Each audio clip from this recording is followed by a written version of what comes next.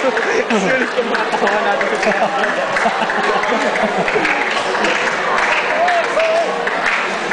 Magandang hapon po sa inyong lahat. Muli po, nagpapasalamat kami sa mga tumanong ngayong hapon na ito. Nagpapasalamat po kami sa mga estudyante at tuturuan ng De La Salle University.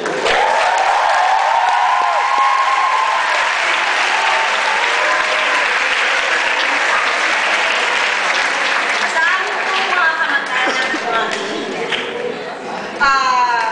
Sa ngalan po ng iyo, Doktor, nagpapasalamat po kami muli. Sige, so, para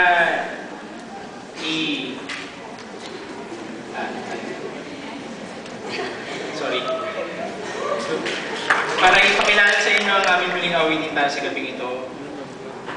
Ang ating bansang Pilipinas, kinikilala bilang kapuluan, may kanya-kanyang dialekto, kaugalian, at kultura. Ngunit sa kabila nito, ay nagawa natin magbuklod para maabot ang isa nating mithiin sa panahon ng pananakop ng mga dayuhan, krisis sa bansa, mga kalamidad, at maging ang ating mga pagsisikap na mapanatili ang demokrasya at kalayaan. Sa hapong ito, napatunayan na ang ating musika ay buhay at sumubaybay sa pagdaloy ng panahon. Na-impluwensyahan ng mga dayuhang kultura, subalit dahil sa likas na galing at pagiging malikhain ng ating mga Pilipino, ay nagawa natin magkaroon ng musikang may susuling sa lilikhain. Bilang pagtatapos ng aming konsyento ngayong hapong ito, kaya ninyong iwanan namin ang isang awiting likha ni Doji Simon at isinaayos para sa koro ni Robert Delgado.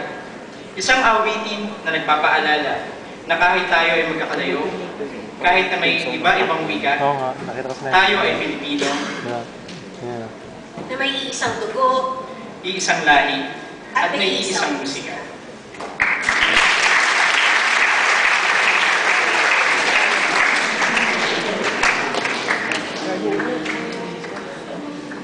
Sa kaya ba naman